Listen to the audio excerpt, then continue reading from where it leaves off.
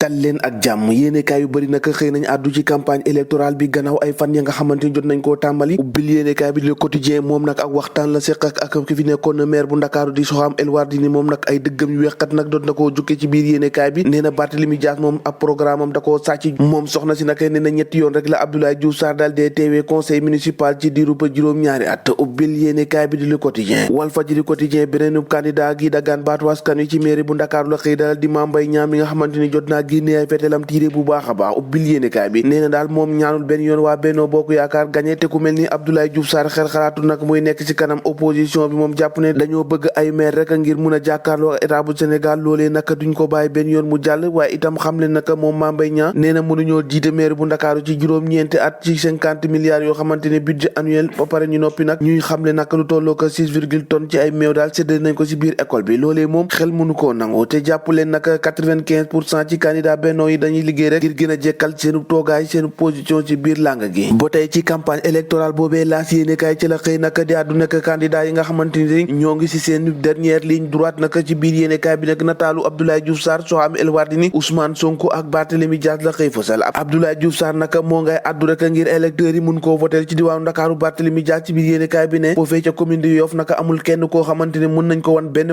réalisation Diouf Sarr nee daal amul den loo xamante ne defal na ko askanu Yoff ci biir yéenekaay bi Soham El Wardini ànd ak xel mu dal te xam ne naka mun na am victoire ci ngoonu 23 janvier ca Guédiawaye la yëkkati ay kàddu moom Ousmane Sonko Aliou Sall ak Lat Diop la fay dànkaafu ne saa yu nekkee président boo mooy naka ci kaso gi daanu fa mun a yegg bilan campagne électorale boobee naka l'évidence yéenekaay Bougane Gueye Dany la xëy dalal naka la mu xamle moo di gannaaw ba mu defee ab campagne bu nëgëni nag la mu xamle rek moo di sénégalais moom la ñu def seen xol Les Échos yéenekaay naka ca meeting ca Golf Sud la dikkaat ak ñun Sonko mi nga xamante ni moo ngay banaliser les administrateurs civils waaye itam di traité de Lat Diop rek ci li nga xamante ni moo di ab sàccin moom Ousmane Sonko ne xam ne naka moom saa bu doonee président naka boo moyul Aliou Sall mi ak Lat Diop ci kaso gi la ñuy fanaani waaye tontu do forox de Lat Diop defee na Sonko bu baax a baax nee na ko duma Aliou Sall te duma Mamour Diallo waaye naka boo ko naree lang ak man di nga daj lu mburu du daj ci pour campagne électorale boobee Sonko naka la desandi ci biir l'observateur naka nee na daal Aliou Sall ak Lat Diop mi nag boo yóbboo ñu xam ne naka kaso mooy nekk seenu kër ëllëg saa bu doonee président ca Fatick moom sécurité bu leader bu Pastef moo fa dal dee jóor naka ab xale bu ndaw boo xamante ni da doon yuuxu moo di Sonko violeur lii quotidien moom xëy di def ab sondage rek ci candidat yi nga xamante ni ñooy dagaan baatu askan wi foofu ci diwaanu Ndakaaru sondage boo xamante ni Abdoulaye Diouf Sarr moo nekk ca bopp ba am lu toll que 31,50% Barthélémy Dias 22,33% Soham El Wardini 15,83% noonu la ko yéenekaay bi xëy defee ab sondage di ñetti ñi naka di Abdoulaye Diouf Sarr topp Barthélémy Dias ak Soham El Wardini maanaam ñoom ñetti ñooñu naka daanaka ñoom ñoo gën a fës naka ci diwaanu Ndakaaru critique yéenekaay ci sondage boobee la dessiné nee na naka benn ayu bés rek moo des ci élection yi naka waaye Diouf Sarr naka moo téye diwaanu Ndakaaru di ko doxal ci biir yéenekaay bi nag critique naka face à l'exécutif Barthélémy Dias na naka bëgg na filtrer image am waaye itam dalal discours am bu baax a baax ñu dukki wax naka ci tribune yéenekaay la mu xëy fësal revendication multiple yi nga xamante ni jot nañ koo gis ci secteur yu bëree nag ci jamono ji nee na daal ay dossiers yu tàng naka moom mooy taal naka taabalu Macky Sall fi mu ne nii ndax ci wuy bax la fépp ay tàng loolee tax naka ñëpp di ñaxtu loolee dem naka ba indil xiini mi ni bu ree akub jaaxle président de la république Macky Sall direct news nag mel ni ñuy weddi seeni naataango ak sondage yi nga xamante ni jot nañ koo def ci diwaanu Ndakaaru la mu gis rek mooy Barthélémy Dias